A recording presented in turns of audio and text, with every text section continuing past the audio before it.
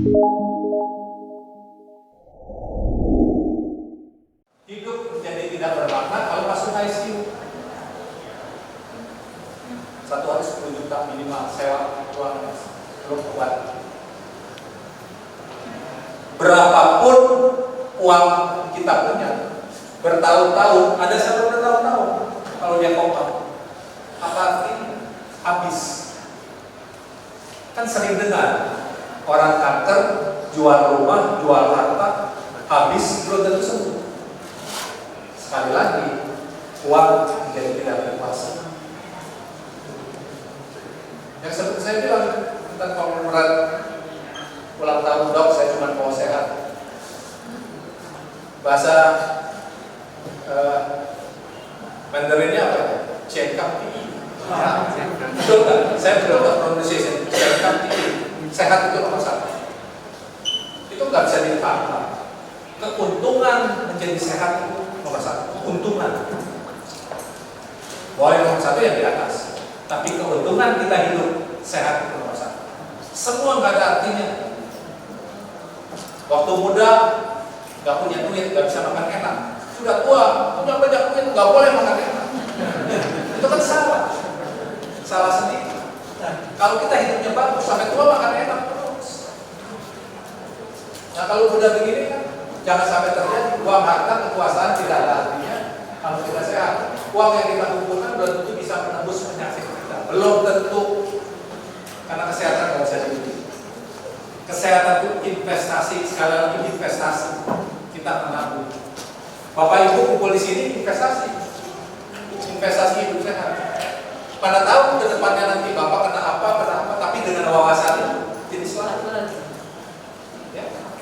Nah, ini suami istri di ICU.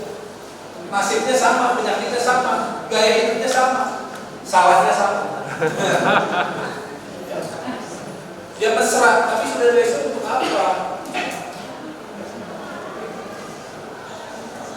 Rumah sakit terbaik di dunia sekarang itu di Bangkok. Bung Hanulat. Ini paling bagus pelayanan. Kita lihat operasi payudara di mana? Yang tadi saya bilang gadis di lutut total investment 16.200 juta. Gara-gara kita tidak tahu perlakuan lutut keluar 20 juta. Satu lutut biasanya bulan-bulan. Saya ada tetangga hampir 70 tahun masih main tenis. Saya bilang, Pak, Bu, suami istri, stop main tenis. Nanti Bapak ngalamin masalah. Aduh dokter, itu udah hobi saya, nggak bisa. Ya, 2 tahun kemudian dua-duanya begini. Dunia kedokteran sudah pasti membuktikan itu akan terjadi. Mengulur umur bukan terima nasib, tapi seberapa berupaya. Saya katakan tadi, takdir itu akhir ujung dari ikhtiar, dari usaha. Gak bisa diam-diam aja. Kita harapkan Tuhan, maaf, tingkat spiritualitas tidak begitu. Orang spiritual ini tidak berharap hanya dari doa dan minta tolong. Dia harus berusaha sampai titik akhir. Ujung dari ikhtiar itu adalah takdir. Karena kita sudah tidak bisa. Tapi harus berusaha cari yang terbaik. Jadi nasib kesehatan kita ada di tangan kita masing-masing. Umur harapan hidup semakin bisa diurus oleh intervensi kedokteran. Status kesehatan kita hari ini progresif investasi hidup sehat semenjak masih di kandungan ini. Oke, semakin sedikit yang mati tua. Jadi kita harus ubah. Kita harus mati tua. Bisa nggak? Bisa. Seperti nenek moyang kita. Yang kita makan seperti nenek moyang kita, bukan bistik, bukan burger, bukan ham. Nanti saya akan bicara tentang makan. Seperti nenek moyang kita makan warteg itu yang paling betul, sesuai dengan kontrak. Nasi 1 piring, tahu, tempe, ikan, daging, sayur lodeh, sayur asam, itu yang paling betul. Orang Okinawa yang banyak umur begitu makan. Jadi ketika Harvard belajar dari Okinawa yang banyak umur, dilihat makanannya persis seperti warteg. Hidupnya bergembira. Mereka nelayan, malam-malam dansa. Jadi hidupnya harmoni dunia akhirat.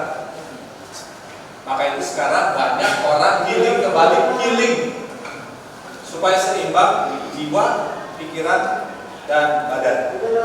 Body, soul, and mind. Banyak orang begitu. Kenapa? Orang sekarang berat duniawi.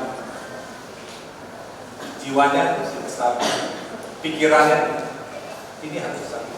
Dengan yoga, qigong, meditasi itu menurut saya. Kenapa? Salah kita sendiri. Kenapa? Treadmill hedonism. Mohon maaf, bapak-bapak pengusaha, mohon maaf. Kejarnya duniawi terus. Treadmill hedonism.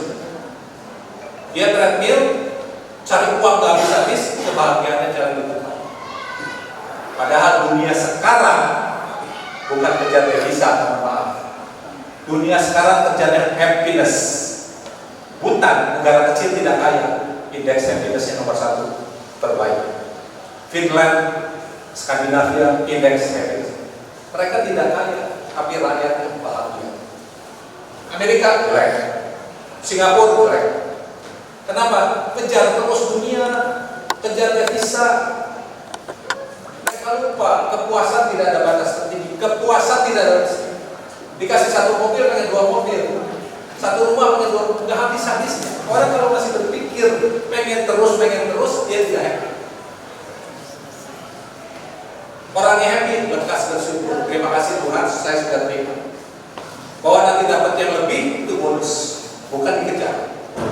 Mohon maaf, saya punya filosofi, saya berhenti praktek, bukan saya bilang anggap sudah kaya, saya bilang cukup. Enough is enough. Orang Jawa bilang sakmadio, sudah cukup. Oh, dengan begini saya dapat berkat itu bonus. Karena bagaimanapun hukum law attraction, perbuatan baik kita akan balik tanpa kita minta, tanpa kita pamrih. Saya ingin menjadi berkat untuk semakin banyak orang. Selalu ada berkat untuk saya. Percaya. Tapi kalau kita memilih kejar dunia terus, badan kita tersiksa, kita capek, kita stres. Orang kejar dunia itu stres tanpa sadar. Maka separuh orang Indonesia yang berobat ke dokter stresnya tinggi. Apa yang terjadi? Psikosomatik, beban jiwa dihibahkan ke penderitaan badan. Diperiksa mahnya normal, tapi sakit